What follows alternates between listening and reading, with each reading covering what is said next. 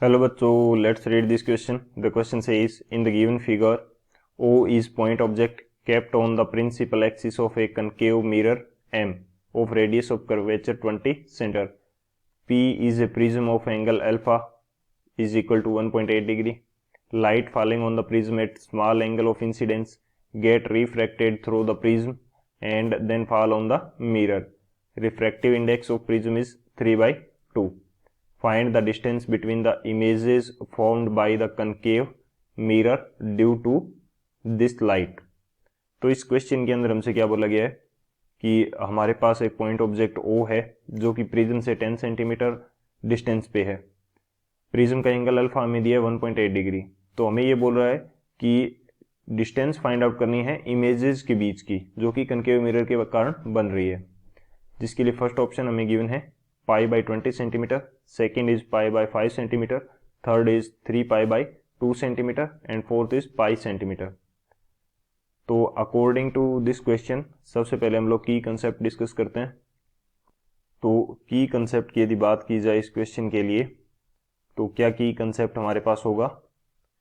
की कंसेप्ट के रूप में हम लोग सबसे पहले रे डायग्राम देखेंगे. तो हमें ये एक डायग्राम दे रखा है इन द क्वेश्चन. तो की कंसेप्ट हमारे पास क्या होगा, रे डायग्राम. रे डायग्राम क्यों इंपॉर्टेंट है, क्योंकि इस क्वेश्चन के अंदर हमें बोल रखा है कि इमेजेस फॉर्म्ड, ऑब्जेक्ट हमारे पास एक है लेकिन इमेजेस कहाँ से बनेंगी. तो वो हम लोग देखते हैं कि इमेजेस किस प्रकार से बनेंगी.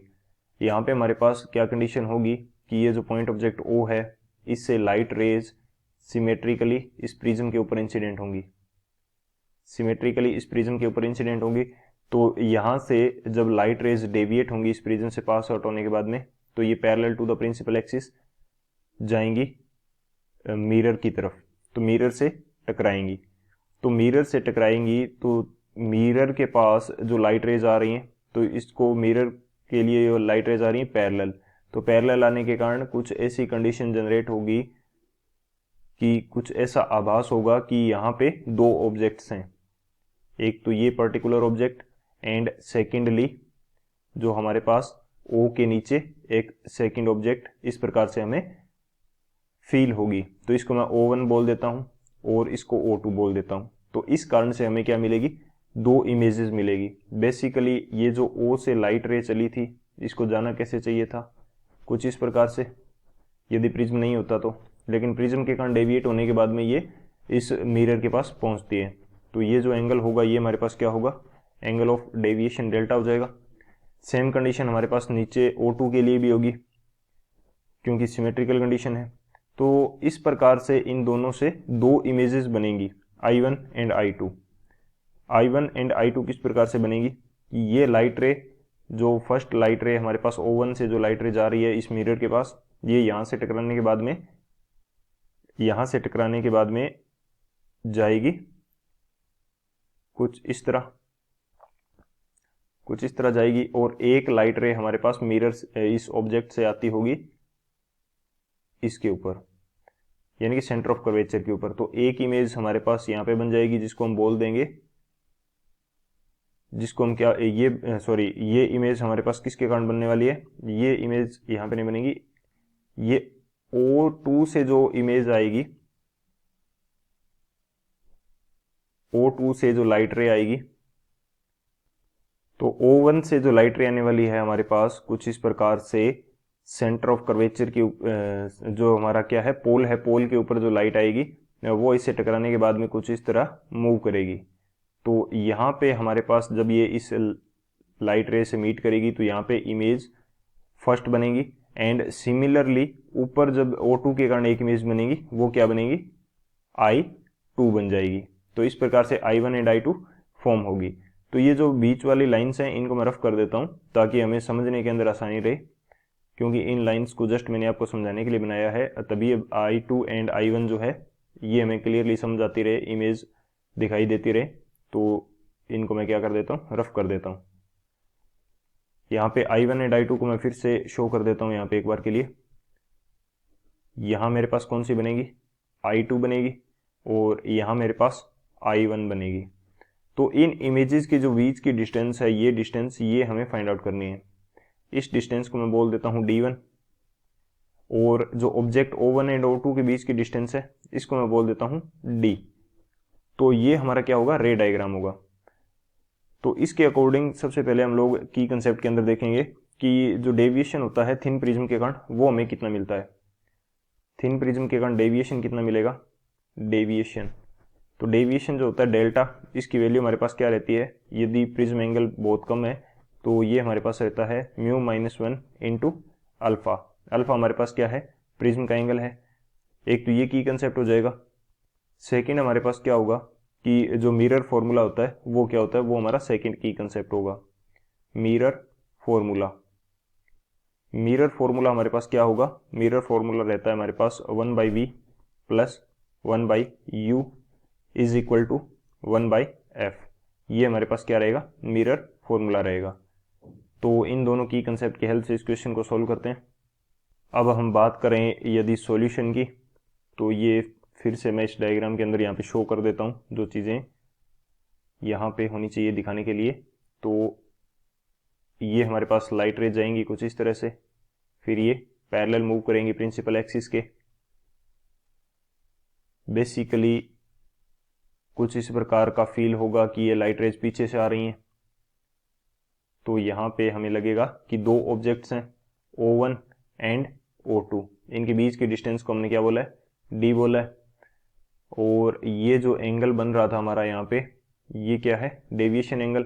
और यहाँ पे हमारी इमेजेस बन रही थी I1 एंड I2, इन दोनों के बीच की डिस्टेंस हमने क्या मान ली, D1 मान ली।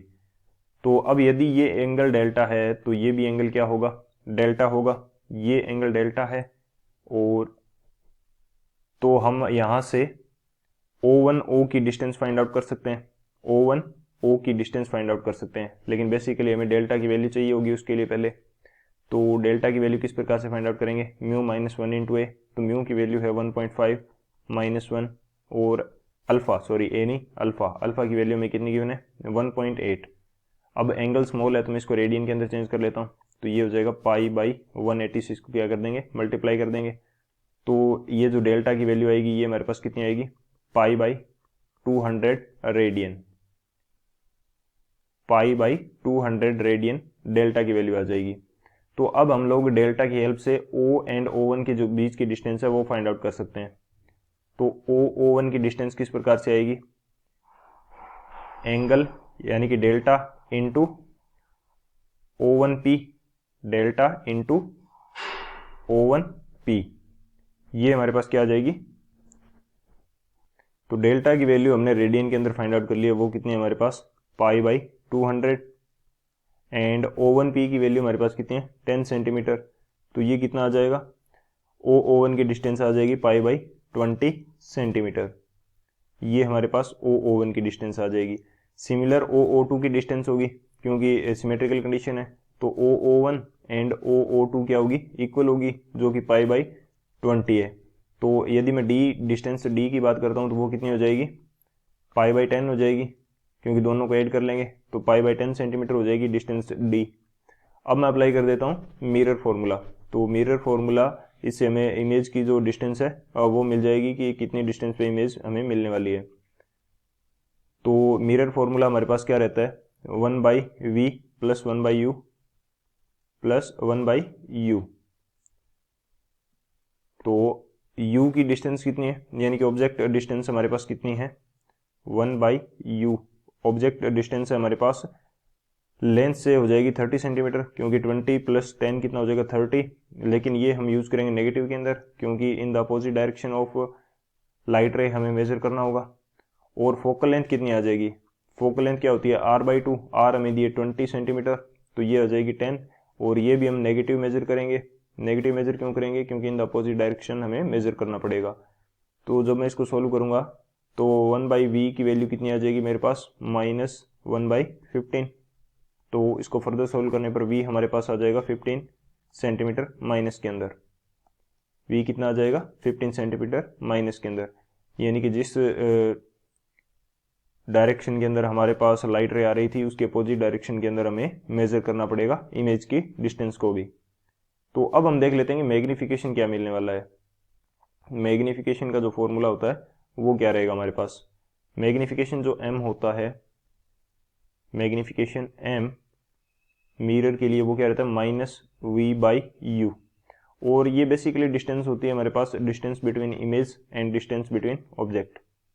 ये बोल सकते हैं कि हाइट ऑफ इमेज या हाइट ऑफ ऑब्जेक्ट, तो हाइट ऑफ इमेज और हाइट ऑफ ऑब्जेक्ट बोल सकते हैं, या बोल सकते हैं distance between, distance of image या डिस्टेंस बिटवीन इमेजेस बोल सकते हैं। यदि सेम पॉइंट पे इमेज है तो दो पॉइंट इमेज हैं तो दो पॉइंट इमेज के बीच की डिस्टेंस होगी डिस्टेंस बिटवीन इमेजेस। और नीचे वाला जो एच नोट है वो क्या, उसको क्या बोल सकते हैं, distance between objects, distance between object बोल सकते हैं। तो जस्ट हमें वैल्यू पुट करनी है यहाँ पे, तो -v की वैल्यू आई थी -15 which is equal two divided by u की वैल्यू हमारे पास क्या थी -13, तो ये हमारे पास आ रहा है -1/2, -1/2। अब डिस्टेंस बिटवीन इमेजेस हमें डिस्टेंस फाइंड आउट करनी है इमेजेस के बीच की, तो वहाँ पे हमारे पास कोई भी वो नहीं रहता कि हम साइन कन्वेंशन यूज करें, वहाँ पे जस्ट हमें मैग्नीट्यूड यूज करना होगा। तो यदि मैं m के मैग्नीट्यूड की यदि बात करता हूँ मैग्निफिकेशन के, तो वो कितना होगा 1/2 होगा, वहाँ पे माइनस साइन हम यूज नहीं करेंगे, तो 1/2 किसके इक्वल होगा, डिस्टेंस बिटवीन इमेजेस जो कि हमने फाइंड आउट करनी है d1 के रिस्पेक्ट में, एंड डिस्टेंस बिटवीन ऑब्जेक्ट्स क्या है d है, तो d1 की वैल्यू क्या आएगी d/2, और d की वैल्यू हमारे पास क्या है π/10 और /2, तो ये आ जाएगा हमारे पास π/20 सेंटीमीटर। तो इमेजेस के बीच की डिस्टेंस कितनी होगी π/20 सेंटीमीटर। तो कौन सा ऑप्शन करेक्ट होने वाला है हमारे पास, जो ऑप्शन ए है π/20 सेंटीमीटर वो हमारा करेक्ट होगा। So option A is the final answer. I hope you understood it well. Best of luck. Thank you.